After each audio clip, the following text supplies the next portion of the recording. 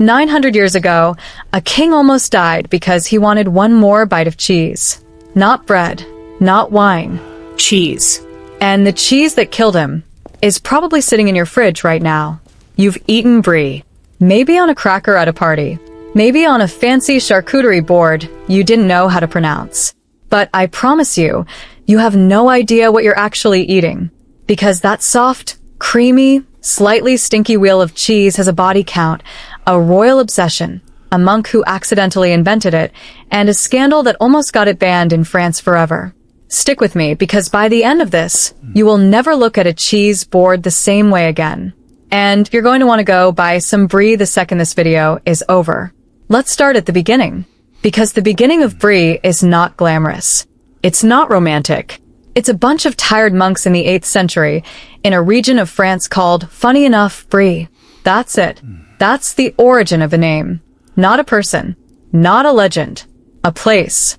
A flat, green, rolling patch of farmland about 30 miles east of Paris, where the grass was rich, the cows were happy, and the monks needed a way to preserve milk before it spoiled. Here's something you probably don't think about. Before refrigeration existed, milk was basically a ticking clock. You had maybe a day, 2 if you were lucky, before it turned. So cheese wasn't a luxury item back then. It wasn't something rich people nibbled on with wine. It was survival. It was how you turned something that would rot in 24 hours into something that could last for weeks, sometimes months. Cheese was the original meal prep. And the monks of Brie figured out something special. They weren't just making hard, dense cheese like a lot of other regions were doing. They found a way to make something soft. Something with a bloomy white rind on the outside and a gooey, almost liquid center on the inside.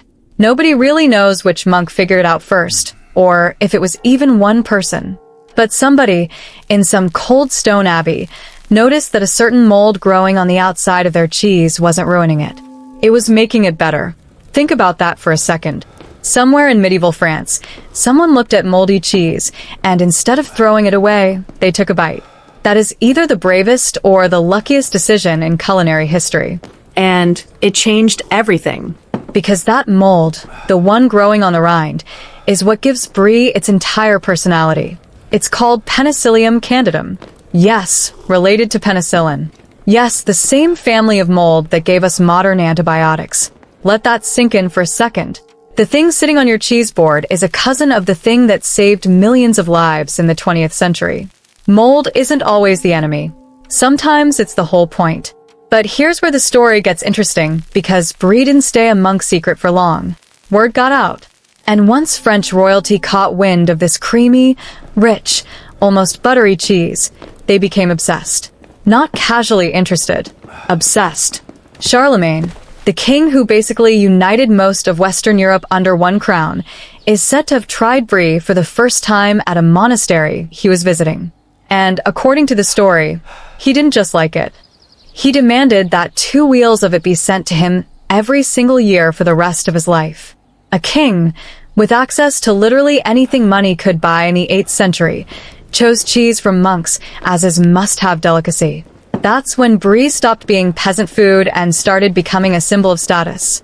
Fast forward a few centuries, and Brie's popularity only grew. Kings loved it. Queens loved it. It became a regular fixture at royal banquets. But nobody loved it quite as dangerously as King Louis XVI. Yes. That Louis XVI. The one who lost his head in the French Revolution. Here's a detail that barely anyone knows. When Louis XVI was trying to flee France during the Revolution, disguised, running for his life, trying to escape before the mob caught him, he made a fatal decision. He stopped. Not because he had to, because he wanted Brie. Some versions of the story say he insisted on stopping in the town of Varennes to eat, and that stop, that pause, that moment of stubbornness for a good meal, is part of what allowed authorities to catch up with him. He was recognized, arrested, and eventually executed. Now, historians debate how much of this is exact fact versus legend that got exaggerated over time, but the core of it lines up with real events. He really did stop. He really was caught because of that delay. And Brie really was part of what he wanted before he ran. Whether it was the deciding factor or just a detail added to the legend later, one thing is true. This is a cheese so good, it's tied to the fall of a king. You cannot make that up. A wheel of cheese, wrapped up in the collapse of the French monarchy. But it gets even better because Brie didn't just charm kings. It also caused one of the pettiest, funniest disputes in food history, and it happened at what might be the strangest food competition ever held. In 1815, right after Napoleon's defeat, European leaders gathered for something called the Congress of Vienna. This was a massive diplomatic event where the most powerful people in Europe met to redraw the map of the continent after years of war. Serious stuff. Kings, princes, foreign ministers, all deciding the future of Europe. And somehow, in the middle of all that, they decided to hold a cheese contest. Talleyrand, the French diplomat representing France, entered Brie. And it didn't just win. It swept. Other countries brought their best cheeses, their proudest regional specialties, and Brie beat every single one of them. It was crowned, and I'm not exaggerating this title, the King of Cheeses. Picture that.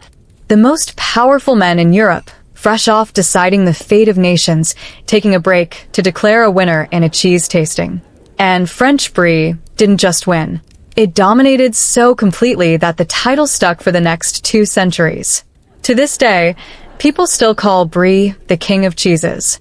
Now here's a question you might be asking. If Brie is this legendary, this beloved, why isn't real French Brie sitting on every grocery store shelf in America the way it is in France? This is where the story takes a turn, and it's a turn that's honestly a little bit controversial. Traditional French Brie, the real deal, the one made the way monks made it centuries ago, is made from raw, unpasteurized milk. That raw milk is part of what gives authentic Brie its deep, complex, almost mushroomy flavor. It's alive in a way pasteurized cheese just isn't. But in the United States, there are strict laws around raw milk cheese. Unless it's aged for at least 60 days, the FDA won't allow it into the country or allow it to be sold. And Brie, by its very nature, is meant to be eaten young and soft. Aging it for 60 days changes it completely. It gets harder, sharper, loses that gooey, luscious center that makes Brie Brie. So what you're buying in most American grocery stores isn't actually the same cheese Charlemagne demanded, the same cheese that, according to legend, delayed a fleeing king, the same cheese that beat every other cheese in Europe in 1815. It's a pasteurized adaptation. Still delicious. Still worth eating. But not quite the original. And that raises a real question, one that cheese lovers argue about constantly. Is American Brie even really Brie? Or is it just a cheese wearing Brie's name, missing the soul of what made the original so special? Some purists say it's basically a different cheese entirely, and that calling it Brie is almost false advertising. Others say cheese evolves, adapts to local laws and tastes, and that gatekeeping what counts as real Brie is snobbish. Where do you land on that? Because honestly, there's no clean right answer, and that's part of what makes food history so fascinating. It's never just about the food. It's about culture, law, tradition, and who gets to decide what's authentic. Now, let's talk about what actually makes Brie taste the way it does, because there's real science hiding behind that creamy texture, and once you understand it, you'll taste Brie differently forever. Remember that mold we talked about earlier, Penicillium candidum? That white, velvety rind isn't just decoration. It's actively working. As Brie ages, that mold breaks down the proteins and fats inside the cheese from the outside in. That's why a young Brie is firmer and chalkier in the center, while a riper Brie is soft and almost flowing. This is completely different from how most other foods age. Normally, when something breaks down, it's getting worse. Think about fruit going brown or bread going stale. But Brie is the opposite. The more it breaks down, the better it gets, up to a point. That's called proteolysis, the breakdown of proteins into simpler compounds, and it's the exact same basic process happening in a fine wine or an aged steak. Brie is essentially controlled decay, guided by science, refined by centuries of trial and error, and turned into something people are willing to pay a premium for. So next time you cut into a wheel of Brie and see that gooey center oozing out, you're not looking at a cheese that's simply gone soft. You're looking at hundreds of years of monks, farmers, and cheesemakers learning to work with mold instead of against it. Let's talk about how you're actually supposed to eat this thing, because I guarantee some of you have been doing it wrong, and it's not your fault. Nobody explains this stuff. First, the rind. That white, slightly fuzzy outer layer. A lot of people peel it off, thinking it's like the rind on a watermelon, something you discard. But that rind is completely edible, and traditional Brie lovers will tell you it's meant to be eaten along with the creamy interior. It has its own mild, earthy flavor that balances out the richness of the center. Cutting it off is like ordering a steak and only eating the fat trim, missing the entire point. Second, temperature. This one's huge. If you take Brie straight out of the fridge and eat it cold, you are eating maybe 60% of what that cheese has to offer. Cold Brie is firm, muted, almost bland compared to what it should be. But let it sit out at room temperature for 30 minutes to an hour before eating, and something happens. It softens. It opens up. The flavors that were locked away in the cold suddenly bloom, and the texture goes from stiff to silky. This single tip, just letting it warm up, will change your entire experience with this cheese. Try it once, side by side, cold versus room temperature, and you'll never eat cold Brie again. Third, what you pair it with matters more than people realize. Brie has this rich, buttery, slightly tangy flavor, and it plays incredibly well with things that offer contrast. Something sweet, like honey or fig jam, cuts through the richness.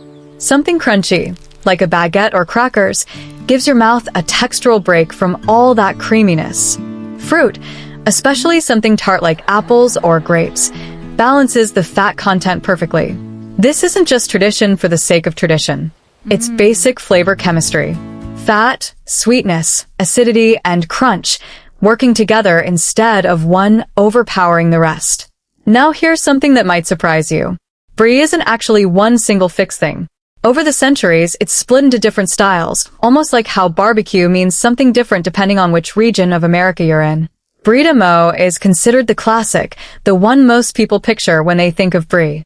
It's got that deep, nutty, slightly mushroomy flavor, made in the original region near Paris, where this whole story started. Brie de Melon is smaller, sharper, salter.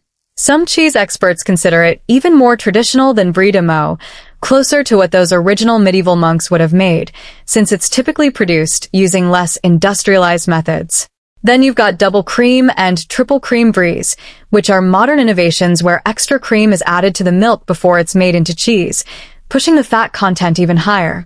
These are almost decadently rich, sometimes described as tasting more like whipped butter than traditional cheese. Every single one of these traces back to those original monks in that one region of France, but they've evolved into their own distinct experiences. So when someone says they don't like Brie, sometimes the honest answer is, you probably just haven't tried the right version yet. Let's go back to that mold for a second because I think it deserves more credit than it gets. We live in a culture that is terrified of mold. We see it on bread and throw the whole loaf away. We see a little spot on cheese and panic. And that instinct most of the time is the right one to have. A lot of mold really is dangerous. But Brie is proof that humans centuries before we understood microbiology, before anyone had ever heard the word bacteria, figured out how to identify the difference between mold that kills you and mold that transforms food into something extraordinary. That's not luck repeated over and over for hundreds of years. That's observation, trial, error, and passed down knowledge, refined generation after generation until it became a science, even if nobody called it that yet. Think about how many people in history must have gotten sick, or worse, experimenting with fermentation and aging before we landed on safe, reliable methods for foods like Brie, wine, beer, and aged meats. Every soft cheese you've ever enjoyed sits on top of centuries of quiet, unglamorous human experimentation. Nobody remembers the names of the people who figured this out. But you're tasting the result of their curiosity every time you eat a slice of Brie. Now, let's bring this back to today, because Brie isn't just a historical artifact sitting behind glass in a food museum. It's alive, literally and figuratively, more popular now than possibly ever before. Brie has become a staple on charcuterie boards across America, at weddings, at holiday parties, at wine nights with friends. Baked Brie, where you warm the whole wheel in the oven until the center turns almost liquid, topped with honey, nuts, or berries, has become one of the most requested party appetizers in the country. It photographs beautifully, which matters more than ever in a world of social media. But more importantly, it delivers that irresistible textural contrast of warm, gooey center against crisp, toasted bread. There's something almost funny about that if you think about it.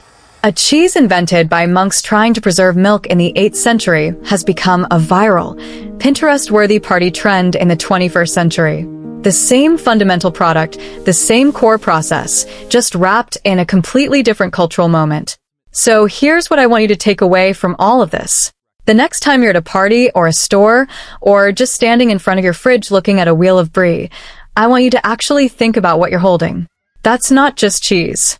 That's a food that survived 1,000 years of history, that charmed an emperor, that's tangled up in the fall of a king, whether that legend is exactly accurate or slightly exaggerated over time. That beat every other cheese in Europe in front of the most powerful people on the continent. That relies on a cousin of penicillin to become what it is. And that still, after everything, ends up cut into thin wedges on a plastic tray at your cousin's backyard barbecue.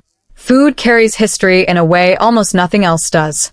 You can read about the 8th century in a textbook and feel nothing.